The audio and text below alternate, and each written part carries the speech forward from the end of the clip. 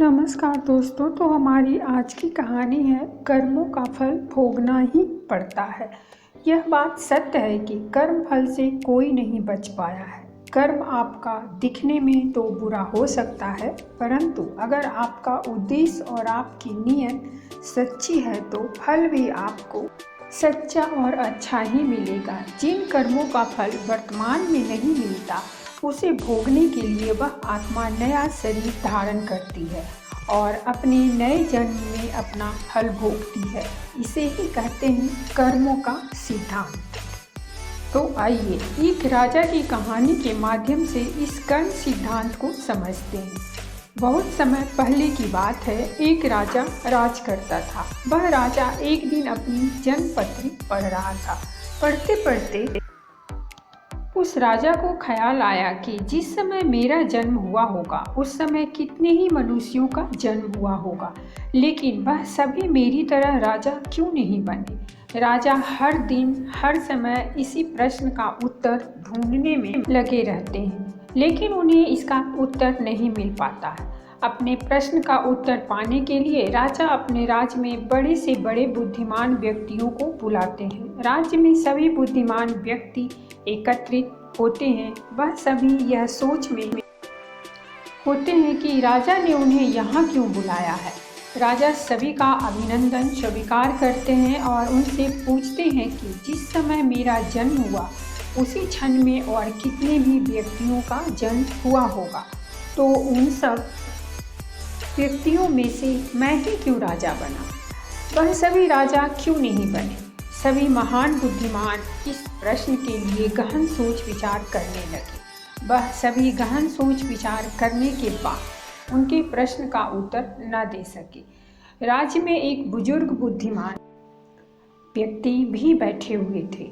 वह थोड़ी देर बाद बोले कि इस प्रश्न का उत्तर तुम्हें एक महान साधु देंगे, जो कई वर्ष से एक घने वन में तपस्या कर रहे हैं। यह सुनकर राजा अगले दिन अपने सैनिकों के साथ उस जंगल की ओर निकल पड़ा। कुछ दूर पहुंचते ही राजा को वहां एक छोटी सी कुटिया दिखाई दी। जब राजा उस कुटिया के पास पहुंचा तो उसने देखा कि एक साधु वहां बैठा आग के अंगारे खा रहा है। यह देखकर राजा चकित रह गया। राजा ने हिम्मत करके उनसे कहा कि हे साधु महाराज, मैं आपको प्रणाम करता हूँ। मैं आपसे एक प्रश्न पूछना चाहता हूँ कि मेरे जन्म वाले दिन कितने मनुष्यों का जन्म हुआ होगा। उन सभी में से मैं ही क्यों राजा बना। साधु यह प्रश्न सुनकर बोले कि हे राजा, मैं तुम्हारे इस प्रश्न का उत्तर नहीं दे सकता। थोड़ा आगे चलकर तुम्हें एक और साधु मिलेंगे, वही तुम्हें इसका उत्तर दे सकते हैं। यह सुनकर राजा दूसरे साधु की तलाश में आगे निकल पड़ा। थोड़ा आगे चलते ही राजा को एक साधु दिखाई देता है और वह साधु मिट्टी खा रहा होता है। यह देखकर राजा हैरान रह जाता है। फिर उस वक्त राजा हिम्मत करके अपना प्रश्न साधु से पूछता है। फिर साधु क्रोधित होकर बोलता है कि तुम जल्दी यहाँ से चले जाओ, मेरे पास तुम्हारे इस प्रश्न का उत्तर नहीं है। परंतु वह साधु उसे एक लड़के के बारे में बताता है और कहता है कि तुम उसके पास जाओ, तुम्हें अपने प्रश्न का उत्तर जरूर मिलेगा।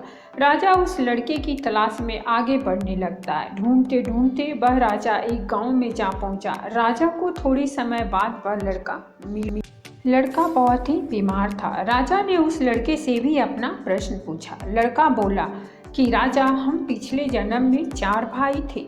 एक बार हम चारों भाई किसी जंगल में भटक गए थे और वहाँ हमें कई दिन हो गए थे। हमारे पास केवल जरा सा आटा पड़ा था और उसकी हमने रोटियां बना ली थी। जैसे ही हम वह खाने लगे, हमारे पास एक बाबा आए। वह बाबा बहुत भूखे थे और वह हमसे भोजन मांग रहे थे। ऐसे में बड़ा भाई बोला कि यदि हमने आपको यह भोजन दे दिया तो हम क्या अंगारे खाएंगे। दूसरा भाई बोला कि अगर हमने भोजन दे दिया तो क्या हम मिट्टी खाएंगे। अब जब मेरी बारी तो मैंने भी रोटियां देने से मना कर दिया, परंतु राजन, तुम बहुत दयालु थे, तुमने अपने हिस्से का भोजन उस बाबा को देकर उसका पेट भरा और तुम्हारे इस पुण्य के कारण तुम इस जन्म में राजा बने।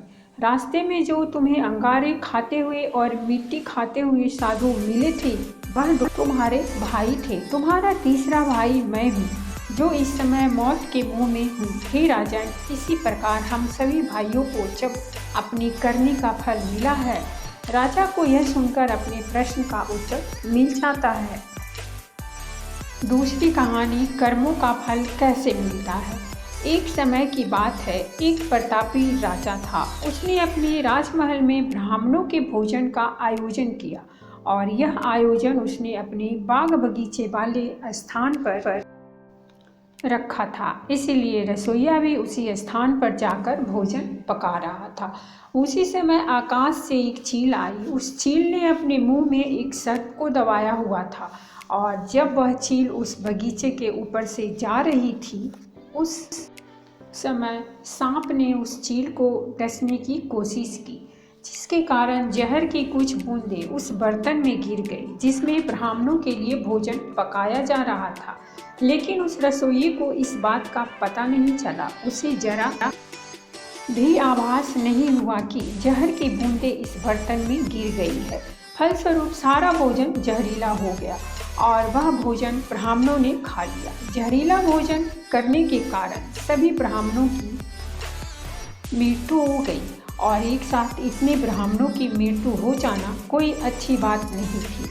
यह तो घोर पाप हुआ। अब भगवान के सामने यह प्रश्न उठा कि इस पाप की सजा किसको दी जाए। उस राजा को जिसने इस भोजन का आयोजन किया था, लेकिन उसे तो पता भी नहीं था कि भोजन में जहर है, या उस रसोइये को जिसने वो भोजन बनाया था, परंतु वो भी इस बात से अनभिज्ञ था कि यह भोजन जहरीला हो चुका है। तो क्या सजा उस चील को दी जाए जो उस सर्प को लेकर वहां से निकली, या फिर उस सांप को दी जाए जिसने आत्मरक्षा के लिए उस जहर को उगला।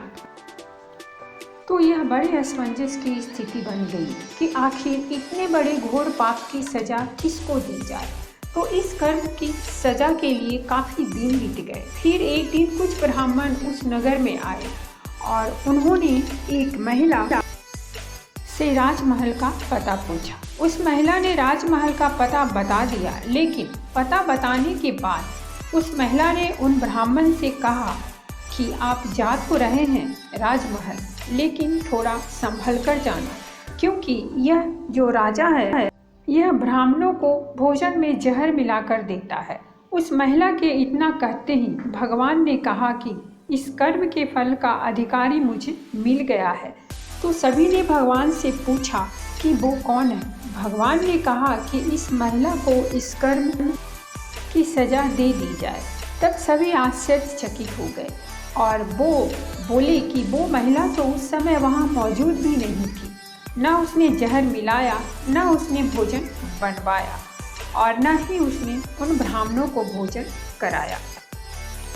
फिर इसकी सजा उसे क्यों दे रहे हैं। तब भगवान ने कहा कि किसी भी कर्म का आनंद जो सबसे ज़्यादा लेता है उसी को उसका फल भुगतना पड़ता है। इस पूरे कर्म में न रसोइये को आनंद की अनुभूति हुई, न राजा को आनंद की अनुभूति हुई, न सर्प को हुई और न उस चील को हुई। लेकिन इस घटना से सबसे ज़्यादा आनंद और सबसे ज़्यादा रस इस महिला को ही मिला है। इसीलिए इस कर्म की सज़ा इसे भी भुगतनी पड़ी। तो दोस्तों, इस कहानी से हमें यही शिक्षा मिलती है कि कर्म के फल की व्याख्या इतनी आसान नहीं है। शब्द हमारे कर्म हैं। हम जो काम करते हैं वो तो हमारे कर्म होते ही हैं, लेकिन जो हमारे किसी के प्रति भावनाएं हैं वही हमारे कर्म हैं। हमारे विचार ही हमारे कर्म हैं। अगर आपने अपने विचारों पर नियंत्रण करना सीख लिया तब आप एक महान इंसान बन जाते हैं। जब आप अच्छा सोचते हैं तो आपके साथ अच्छा ही होता है और वह होता ही रहेगा। इसीलिए दोस्तों, किसी के भी बुरे कर्मों की आलोचना नहीं करनी चाहिए। गरुड़ पुराण के अनुसार कर्मों का फल गरुड़ पुराण के अनुसार व्यक्ति अपने कर्मों के अनुसार या तो स्वर्ग में जाता है या नरक में। नरक के बारे में गरुड़ पुराण में लिखा है कि नरक 36 प्रकार के होते हैं, जिनके अंदर पापी व्यक्ति की आत्मा को तरह तरह की यातनाएं मिलती हैं। इन 36 प्रकार के नरकों में से 10 मुख्य नरकों के बारे में कर्म पुराण में लिखा है। तो दोस्तों, इन कहानियों से हमें यह पता चलता है कि हम जो भी कर्म करते हैं, चाहे वह सही या गलत, हमें एक दिन भोगना ही पड़ता है। जिंदगी अगर हंसाए तो समझ लीजिए कि अच्छे कर्मों का फल मिल रहा है, और जिंदगी अगर रुलाए तो समझ लीजिए यह भी आपके किसी बुरे कर्मों का फल मिल रहा है।